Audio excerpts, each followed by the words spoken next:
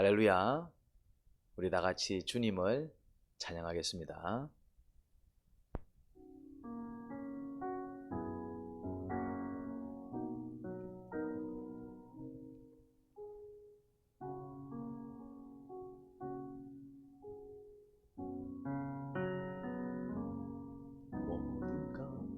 모든 것 아시는 주님,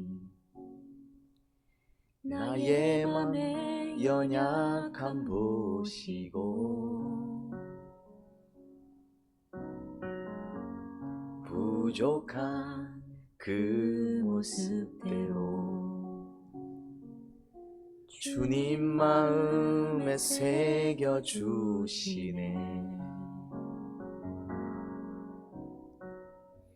주님께 도로한 마음 하나하나 헤아려 주시니 그 마음 그 아픔들을 주님 손으로 품어주시네.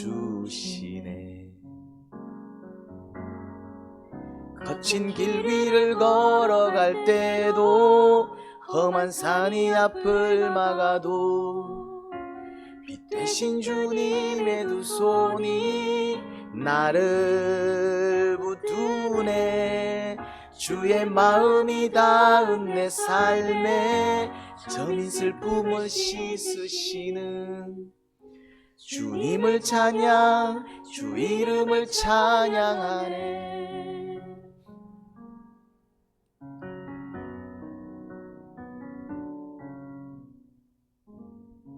주님께 도로한 마음 하나하나 헤아려 주시니 그 마음 그 아픔들을 주님 손으로 품어주시네. 거친 길 위를 걸어갈 때도 험한 산이 앞을 막아도 빛 대신 주님의 두 손이 나를 붙드네. 주의 마음이 닿은 내 삶에 저민 슬픔을 씻으시는 주님을 찬양, 주 이름을 찬양하네. 거친 길 위를 걸어갈 때도 험한 산이 앞을 막아도 빛 대신 주님의 두 손이 나를 붙드네. 주의 마음이 닿은 내 삶에 저민 슬픔을 씻으시는 주님을 찬양, 주 이름을 찬양하네. 주의 마음이 닿은 내 삶에 저민 슬픔을 씻으시는 주님을 찬양, 주 이름을 찬양하네. 주님을 찬양, 주 이름을 찬양하네.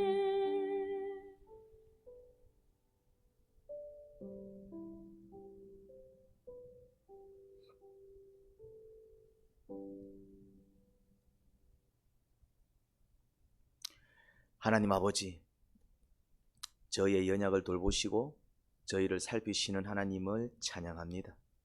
이 밤에도 저의 심령, 저의 삶을 아버지께 또 맡겨드리기 위하여 나왔습니다. 저희의 삶인데도 감당치 못하고 저희의 마음인데도 감당치 못해 늘 쓰러지고 넘어지기 일수인 저희를 또 긍휼히 여겨주시고 또 저희를 관용해 주시고 저희를 용납해 주시고 그렇게 저희를 품어주실 것을 간구합니다. 저희는 겸손히 살아야 합니다. 늘 주님께 또 폐만 끼치는 부족한 자들입니다. 그런데 주님은 그것을 전혀 패로 여기지 않고 그렇게 언제나 사랑으로 저희들을 보살펴 주시지요. 평생 찬양해도 갚을 길이 없는 주님의 사랑입니다. 모든 영광 홀로 받으소서. 예수님 이름으로 기도합니다. 아멘. 마태복음 20장 또 29절부터 34절입니다. 예수님과 예수님의 제자들이 여리고를 또 떠날 때에 큰 무리가 또 예수님을 따라가고 있었습니다. 그런데 그 길가에 누가 있었냐면은 눈먼 사람 둘이 앉아 있었습니다. 평소에 조용하던 길거리가 너무 소란스러운 것이지요. 그런 이게 무슨 일인가 아마 지나가는 사람한테 물었을 것입니다. 보소, 무슨 일이길래 이렇게 사람이 많고 시끄럽소 했을 겁니다. 그러니까 예수님이 지금 지나가시는데 그 예수님 뒤를 무리가 따라가고 있어. 뭐 그런 대화를 주고받지 않았을까요? 그런데 뭐 예수님이 지금 내 앞에 지나가신다고? 우리 앞에 지금 지나가고 계신다고? 그 소리를 들은 그 눈먼 사람 둘은 입을 맞춘 듯 큰 목소리로 함께 외칩니다. 다윗의 자손이신 주님, 우리를 불쌍히 여겨 주십시오. 이들이 예수님을 큰 목소리로 불렀던 것입니다. 큰 목소리로 불렀던 이유가 뭐겠습니까? 그들은 앞을 보지 못하는 사람입니다. 그 근처에 예수님이 있다라는 사실은 알았지만은 예수님이 어디에 계신지 모릅니다. 그 예수님한테 달려갈 수 있는 상황도 아닙니다. 앞이 안 보이니까 그냥 지금 그 근처에 예수님이 계신다라는 사실만 알았을 뿐입니다. 그런데 그들은 예수님이 필요했습니다. 그 예수님의 도움과 은혜가 필요했습니다. 그런데 그들은 예수님께 달려갈 수 없었습니다. 예수님을 만날 수 없었습니다. 그들이 할 수 있는 건 한 가지였습니다. 그냥 소리를 크게 외쳐서 예수님을 부르는 것이었습니다. 그들이 예수님께 소리를 질러 불렀던 이유는 예수님을 너무나도 만나고 싶은데 눈먼지라 스스로 예수님께 다가갈 수 없고 근처에 있는 줄은 알지만 정확히 어디에 계신지 모르니 그들은 그냥 냅다 소리 질러서 일단 예수님을 부르고 본 것입니다. 그런데 그 소리는 예수님의 귀에 닿기 전에 먼저 누구의 귀에 닿았을까요? 근처에 있던 사람들이었습니다. 그들은 갑작스레 또 큰 소리 외치는 두 소경을 향해 이렇게 외칩니다. 야, 조용히 좀 해라. 왜 그래 소리를 지르는데? 그러면서 이제 소리 지른 두 소경을 꾸짖었습니다. 그런데 그렇게 꾸짖음을 들은 두 소경은 아이고 죄송합니다 하고 위축된 게 아니라 오히려 어떻게 합니까? 더 큰 목소리로 다윗의 자손이신 주님, 우리를 불쌍히 여겨 주십시오. 그들은 그들을 저지하는 그 지나가는 사람들 소리에는 개의치 않았습니다. 왜 그랬을까요? 왜 그런 무모한 행동을 했을까요? 이유는 한 가지입니다. 그들은 아마 예수님을 간절히 기다렸는지 모릅니다. 우리도 예수님을 한번 만났으면 좋겠다. 근데 눈이 먼지라 그들 스스로 예수님께 나아갈 수 없었습니다. 그런데 절호의 기회가 온 것입니다.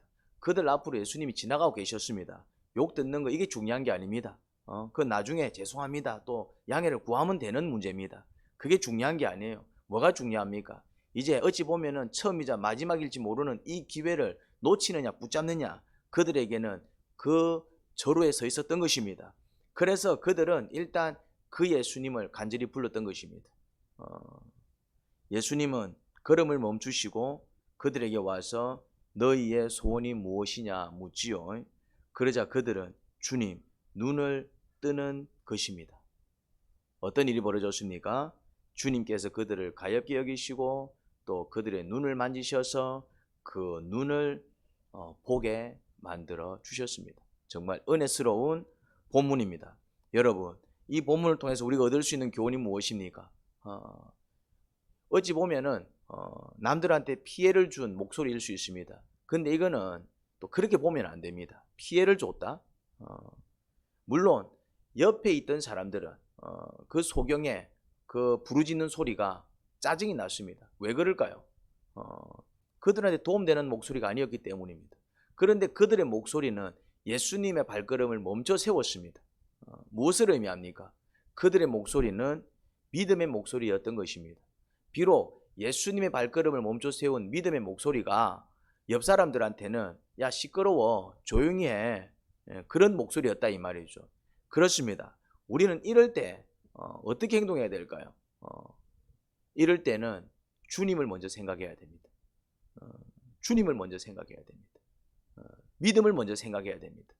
무슨 말이냐면은 주님을 만나는 게 우선이다 이 말입니다. 다른 부분은 주님을 만나서 내 문제를 해결한 다음에 양해를 구하면 됩니다. 죄송합니다. 제가 그때 소리 질러가지고 많이 힘드셨지요. 양해 구해야 됩니다. 왜? 피해를 끼쳤으니까요. 피해를 준 거에 대해서는 양해를 구해야죠. 죄송합니다. 그런데 설명을 해야 될 것 아닙니까? 제가 그때 소리를 지를 수밖에 없었던 이유는 주님을 만나야 되는데 제가 앞을 못 보는 사람인지라 그 방법 외에는 주님 만날 길이 없었기 때문에 제가 그렇게 한 것입니다. 죄송합니다. 이렇게 해야 됩니다. 그런데 요즘은 어떻게 합니까? 기도, 물론 우리가 정말 애절한 어떤 기도 제목이 있어서 기도할 수 있습니다.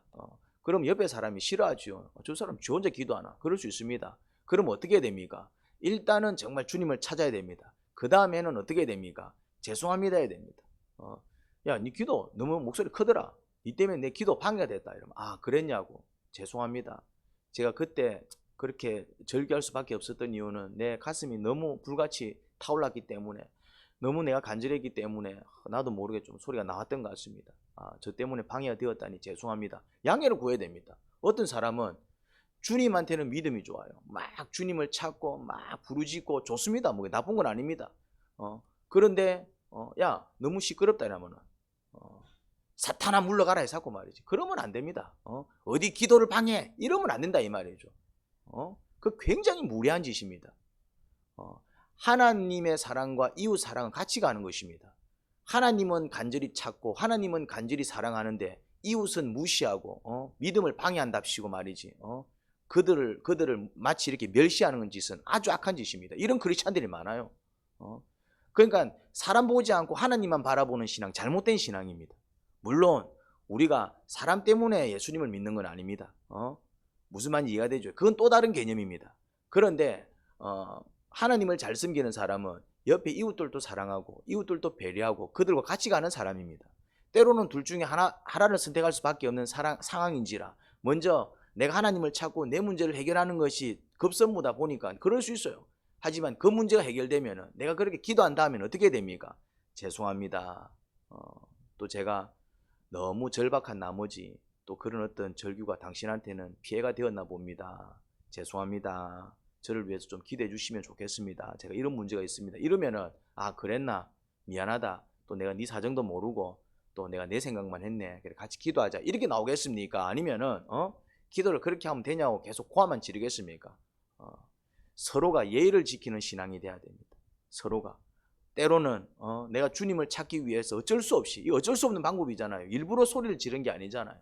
소경은 방법이 없으니까 주님이 눈앞에는 있는데 앞이 보이지 않으니까 주님을 만나고는 싶고 그러니까 자기가 할 수 있는 최선의 노력은 소리를 지르는 것이었습니다. 좋습니다. 그럴 수 있습니다. 그렇지만 또 그렇게 할 수밖에 없는 자기의 어떤 형편과 그런 부분에 대해서는 해명을 하고 사과를 해야지요. 무슨 말인지 이해가 됩니까? 왜? 피해를 끼쳤잖아요. 그런데 내가 하나님을 위해서 하나님을 찾은 일이니까 너희들 내가 하는 일 방해하지 마. 그거는 악한 것입니다. 예수님이 뭐라고 얘기했습니까? 고르반. 당연히 부모를 모셔야 될 자녀가 부모님이 아들아 이거 좀 해주라. 내가 어머니를 위해서 써야 될 돈을 내가 주님께 바쳤습니다. 그래서 내가 굳이 어머니한테 그 일을 안 해줘도 됩니다. 이거 고르반이거든요. 이 전통을 주님께서는 책망하십니다. 책망하십니다. 주님을 위한답시고 그렇게 이제 마땅히 해야 될 사람의 도리를 다하지 않을 때 주님은 책망하셨다 이 말입니다. 주님은 기도를 빙자해서 옆 사람한테 방해를 주고 신앙을 빙자해서 다른 사람한테 피해를 끼치고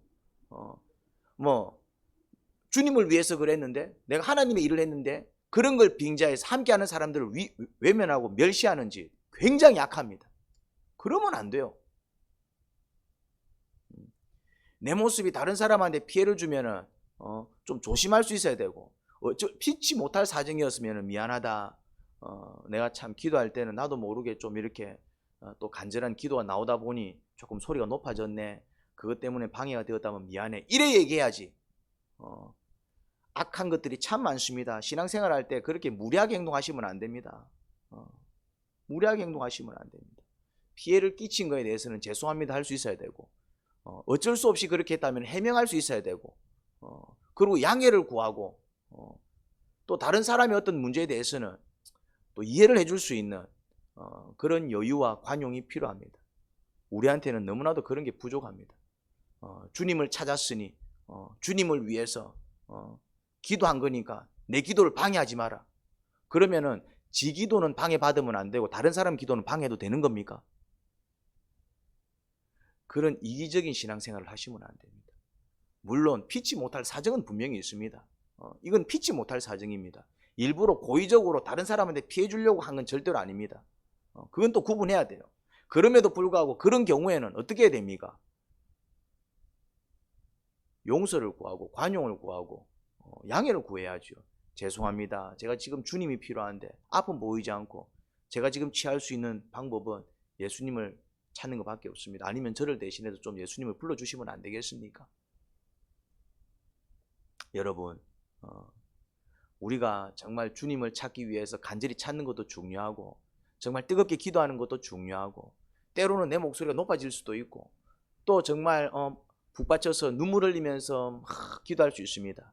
그런데 때로는 그것이 함께하는 사람들한테 피해를 주고 또 그들한테 원치 않게 또 이렇게 폐를 끼쳤다면은 그런 부분에 대해서 사죄할 수 있어야 되고 양해를 구할 수 있어야 됩니다. 또 주님을 위한답시고 고의적으로 사람들을 외면하고 그들한테 피해 주는 행동은 더더욱 해서는 안 됩니다. 어쩔 수 없는 상황 속에서는 양해를 구하면서 가야 되는 것이고 또 주님을 위한답시고 남한테 피해 끼치는 걸 아무렇지 않게 여기는 것은 이거는 또 다른 죄악일 수 있음을 기억하셔야 됩니다. 주님께서는 그들의 믿음을 보시고 눈을 뜨게 해주셨습니다. 그러면 은혜를 입었잖아요. 은혜를 입었잖아요. 은혜를 입은 자는 어떤 태도를 취해야 됩니까? 감사의 태도를 취해야죠. 내 눈을 고쳐주신 예수님 감사합니다. 또 어떻게 해야 됩니까? 무리들한테도 감사해야 됩니다. 무리들한테 감사해야 되잖아요. 그들한테 피해를 줘가면서 은혜를 받은 거잖아요. 물론 어쩔 수 없는 상황이었지만 그래서 그런 부분에 대해서는 사과할 수 있어야 되고 감사할 수 있어야 됩니다. 또 저희들 때문에 또 지나친 목소리를 인해서 또 힘드셨죠. 죄송합니다. 또 저희들을 배려해 주셔서 또 이렇게 주님 만나서 기도받을 수 있게 해주셔서 감사합니다. 치유받을 수 있게 해주셔서 감사합니다. 은혜를 입은 자들은 겸손해야 된다 이 말입니다. 큰 소리 쳐서는 안 됩니다. 주님을 찾기 위해서 크게 부르짖는 건 있을 수 있지만 큰 소리 치는 자가 되어서는 안 됩니다. 오히려 고개를 숙일 줄 알아야 되고 죄송합니다 할 줄 알아야 되고 감사합니다 할 줄 알아야 되고 양해를 구할 줄 알아야 되고 해명할 줄 알아야 되고 그렇게 자기를 낮추어서 걸어가는 사람이 되어야 됩니다. 그런 자가 은혜를 입은 자입니다. 하나님 아버지, 두 소경이 무리 앞에서 주님께 은혜를 입고 싶어서 고함을 질렀습니다. 어쩔 수 없는 방법이었습니다. 주님을 만나긴 해야 되는데 눈이 먼지라 그들이 할 수 있는 건 소리를 지르는 것밖에 없었습니다. 그런데 그것 때문에 주변에 피해를 끼쳤습니다. 그럴 수 있습니다. 하지만 적어도 또 그런 부분에 대해서는 죄송한 마음을 가져야 됩니다. 어쩔 수 없이 소리를 질렀지만 죄송합니다. 주님을 만나야겠기에 그런 마음을 가지지 못한다면 악한 인간들이 됩니다. 그거는 은혜를 구하는 자의 자세가 아닙니다. 종의 자세가 아닙니다. 주인이 되어서 내 마음대로 쪼무르겠다는 얘기겠죠. 그런 악한 자가 되어서는 안 됩니다. 아버지, 내 목소리를 줄이게 하시고 내 자세를 줄이게 하시고 내 머리를 숙이게 하시고 내 허리를 굽히게 하옵소서. 예수님 이름으로 기도합니다. 아멘.